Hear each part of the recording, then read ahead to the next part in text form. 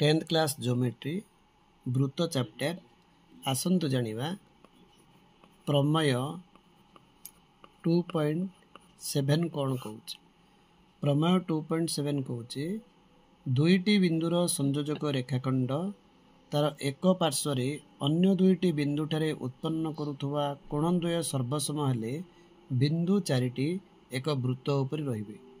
याकु टिके चलंतु बुझिबा। देखंतु एठारे ए बी दुईटी बिंदु ए बी दुईटी बिंदुर संयोजक रेखाखंड ए बी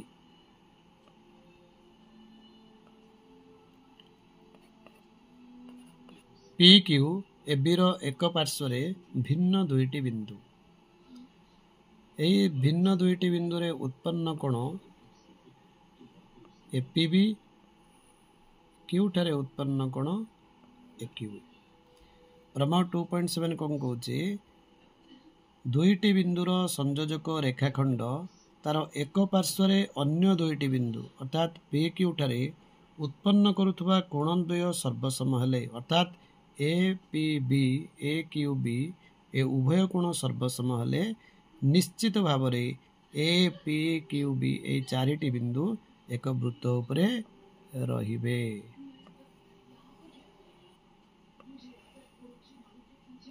ये हूँ प्रमेय 2.7।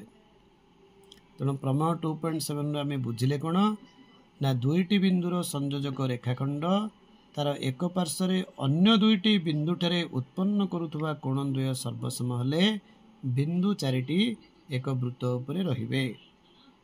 या परे आउ गोटे जिनस एठू मन रखिबा पी क्यू को जोड़ी दियो।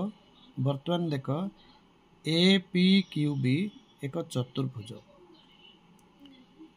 एठी आमे मन रखिबा जेतेबेले गोटे चतुर्भुजर शीर्ष गुड़िक एक वृत्त उपरे अवस्थित हेबे निश्चित भावे से चतुर्भुजटी वृत्तांत लिखित हबो अर्थात ए पी क्यू बी चतुर्भुजर शीर्ष गुड़िक यथा ए पी क्यू बी वृत्त उपरे अवस्थित थिबारु ए पी क्यू बी को वृत्तांत लिखित चतुर्भुज कहा जाए।